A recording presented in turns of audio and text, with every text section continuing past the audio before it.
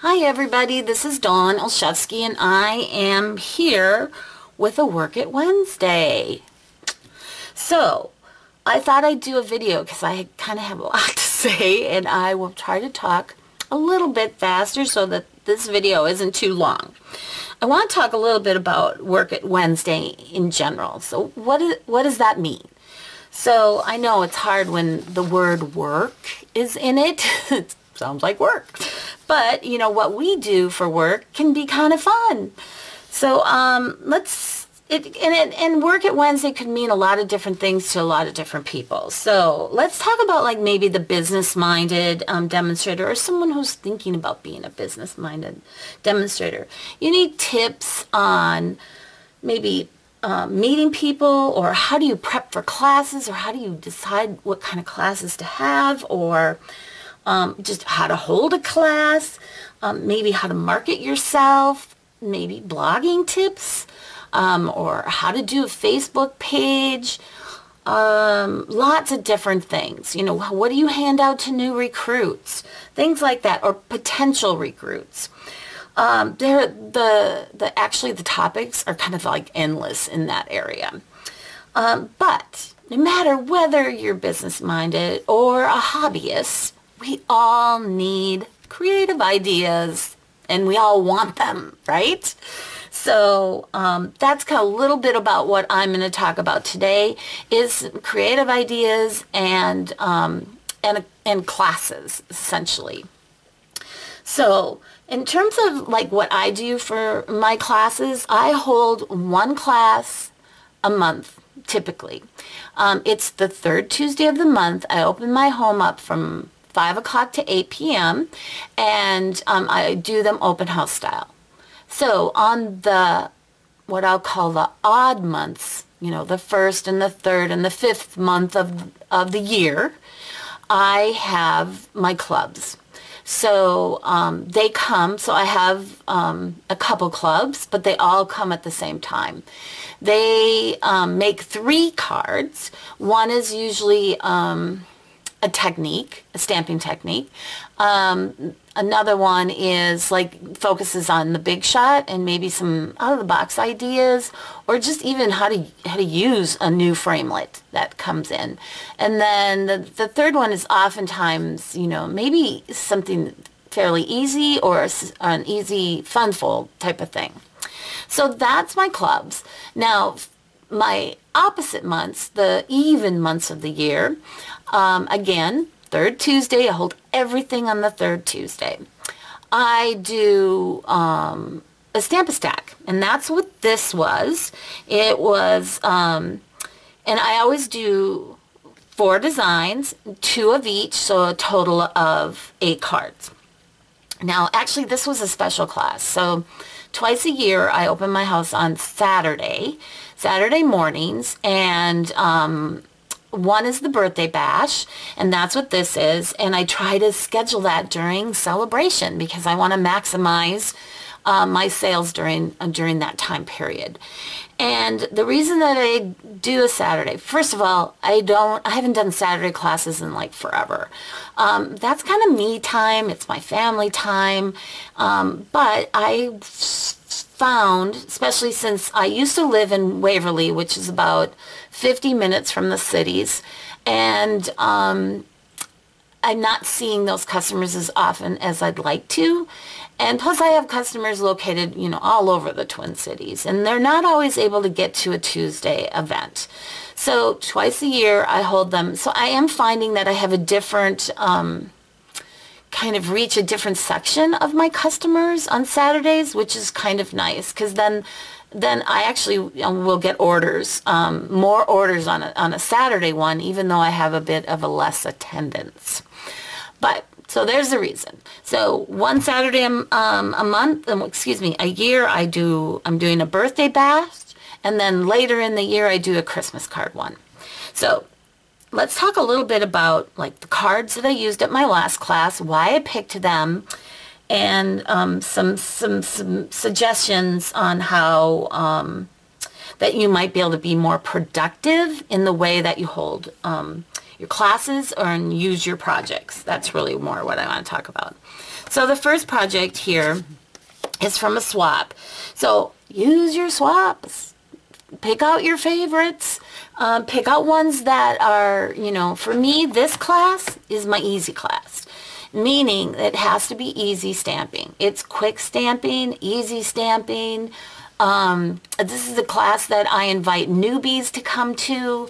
I often will give it free for the very first time that I meet somebody. I say, come to my class, check it out for free.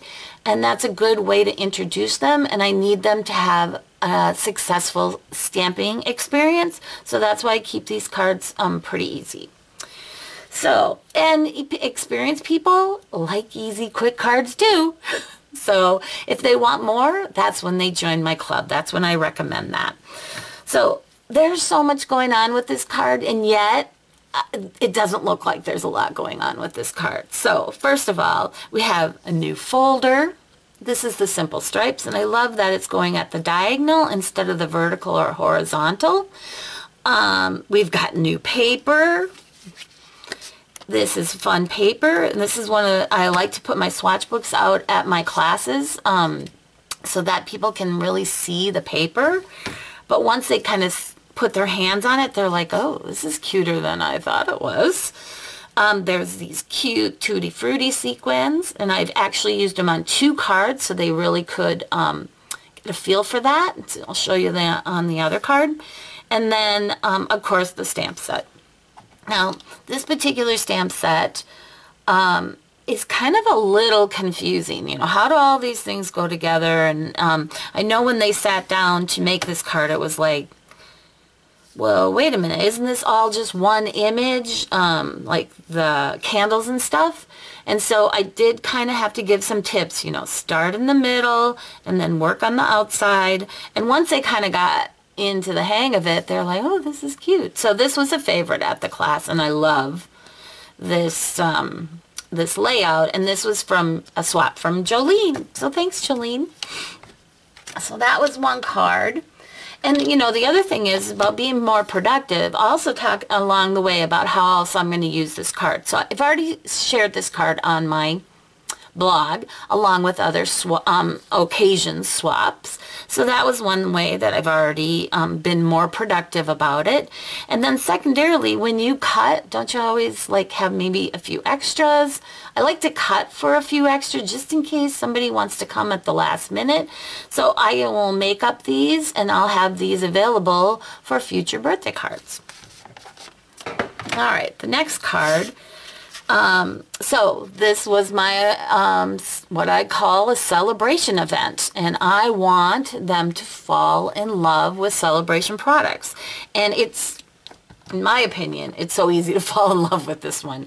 I mean, this is the perfect tween and teenager, stamp set, and we don't usually get a lot of them. I'm like, finally, we have one, yay! So I think this is an easy sell, especially once they put it in their hands. This was an easy card. It was just the black stamping, and then Versamark for these little dot image, and again came in with those adhesive sequins. So I think people were falling in love with those sequins on here. So again, I have some extras that, you know, when you cut things, you just end up with some extras. So I'll make a couple of these, and I'll have them on hand for some teenagers. Okay, the next one, I knew for sure that I was going to be using this. Ooh, I forgot to mention. And this was a swap. It was from Kim Williams. So I'm taking advantage of my swaps, which saves me a huge amount of time. And as far as you're probably like going, well, how else will you use this in your business?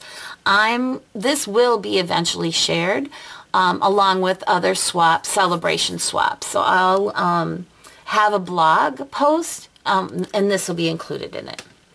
Now this one, I knew that I really wanted to use this Happy Wishes. This is a $100 order stamp set. So I wanted people to see it and kind of get a feel for how to use it. Because sometimes just looking at the picture in the catalog, it's kind of like, I don't know. I know when I first saw this, I was kind of like, I'm not too hip on this image, but once you stamp it, it seems to be a lot prettier. It's still not my super favorite, but I do like the way that it can coordinate with all the other images in here, and you can create your own greetings. So I did have someone place an order, $150 order, just so she could get this and then one other $50 product. So I was happy with that. The other thing is that I had this on display because this is like one of my favorite papers. This is the Petal Garden paper. And it was funny because people were like, oh, what is this? And I go, well, that's from the annual catalog. Oh, I haven't really seen that. And at first I thought that seemed odd because I've used it before. But then I remembered these are people who came on to a Saturday event that I haven't seen in a long time. So I was really glad I used it because this is pretty paper. So this inspiration came from Twyla Davis. She shared similar, the layout is the same. I'm using a little bit different products as far as the baker's twine and her color combo. She used the blue stuff in here, the blue and well, I'm using blue too. She used the sugar plum stuff, where I'm using the coral stuff. So either way, it's a beautiful card, and everybody was happy to make it. All right. Now, I will have lots. I have lots of this paper, so I'll be sharing this in terms of making more cards. And it's going to be a huge hit to send cards out to my customers and demonstrators so that you guys can see, oh my gosh, that's gorgeous, right? All right. All right, so the last one was a huge favorite, partly because it had just a bit of a fun fold to it, but also because I used the Stamparatus. So let me talk a little bit. Let me show you the card. So it kind of hinges down with this piece here that was cut with the new punch, the Taylor tag punch, and then it opens like this with the greeting inside. So the fold is, if you're familiar with the Z fold, this is actually adhered down. So it doesn't Z fold out because it wouldn't stay down when I tried it that way, but it didn't stay down because if it wasn't adhered down. So I brought in the True Gentleman Designer Series paper. People are always looking for masculine ideas, and they're almost always a huge hit with my customers. So let me talk to you about the Stamparatus. So I know that you don't have them yet, and but I know some of you got in on the first round of reservations, and we've been getting emails that they're coming soon, so that's very exciting. So what I did for this one, and this isn't the first time I've used it at my customer events. I think it's like the third time. So what I like is I like to set them up for successful stamping, and I think that's what the Stamparatus does. And if that's all it does, I'm happy. I'm completely happy because I know my customers are going to be completely happy. So I've been trying to design a card, one card at each event to like utilize it and really have them put their hands on it, and they are falling in love with it, and I'm so excited about that. So what I've done is, for this card, this panel here is actually a full panel. It's 4 by 5 1/4. And so it took me a little bit to just line this up exactly where I want it. And then we'll ink it up. Now, I had someone, maybe she didn't get enough ink on it, or maybe she didn't put enough pressure. So you do have to, the closer you get to the edge of the hinge, a little more pressure that you have to use with it.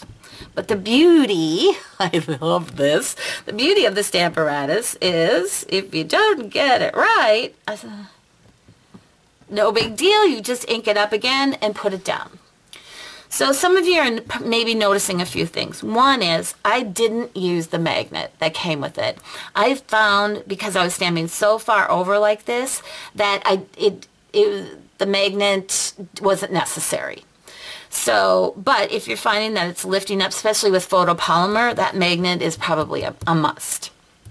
The other thing is I didn't have the other hinge here because I didn't need it. So I just took it off. I only used the one hinge. There was hinge plate, if you want to call it, because it wasn't necessary.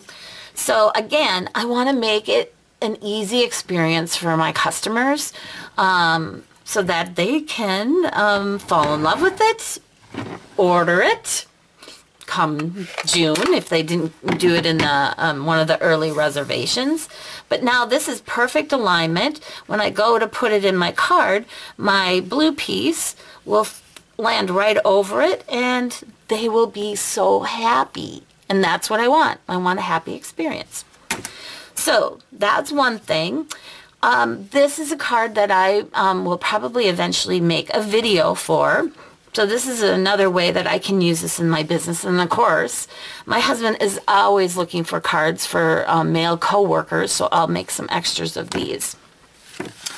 So let me talk to you about something that was discussed at the event. Terry, she's probably watching. She is one of my demonstrators now. She's been with me for a long time as a customer and just recently signed up during celebration. I've talked to her for many years about joining, and she finally did. Yay! But she still comes to my classes because I do open my classes up to my demonstrators. So let's talk about this piece here. This is 11 inches by 4 1/4, and I've scored it at 5 1/2, and I've scored it at 2 3/4. And that was the original fold. Put lots of adhesive on there. Fold this, adhere this down, and that's the basic of the card. So she talked about a gift card holder, which was like brilliant. And so where you would fold this in this way. So the only problem with that is that you would want to cut this down. So I did play with it because the card holder would just, it would go too far in and they wouldn't even know anything's in there. So what, I did play with it a little bit. What I ended up doing was cutting 3/4 of an inch off this area. And then you can also see I made a little kind of divot here, half circle, and that was also with a 3/4 inch punch. And I do recommend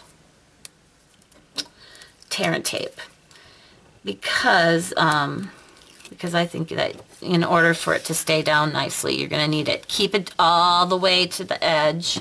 That gift card then will fit in there nicely, and they can see that something's in there. We can put everything together. I don't have a navy piece here. You could just leave it like this or like this, and then you'd have your little greeting piece. So there, I just did a quick little demonstration on that. So I hope that gave you some ideas on maybe some things that you can use for your class. Reach for your swaps. If you're not a swapper, maybe you should start swapping. You would get great ideas. The things that you do at your class don't have to be what you created. It's, for me, I always like to have 1 or 2, though this class I didn't have that many. And your customers don't care. They just want to stamp and have some fun and have a successful experience. So on your Facebook groups, here's what I'm going to ask that you do.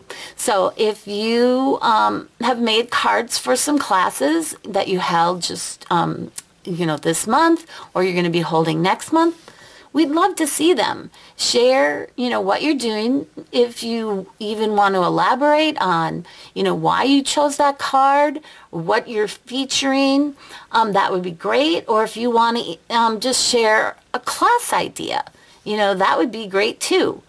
So I look forward to seeing what you share with us. And thanks for joining me.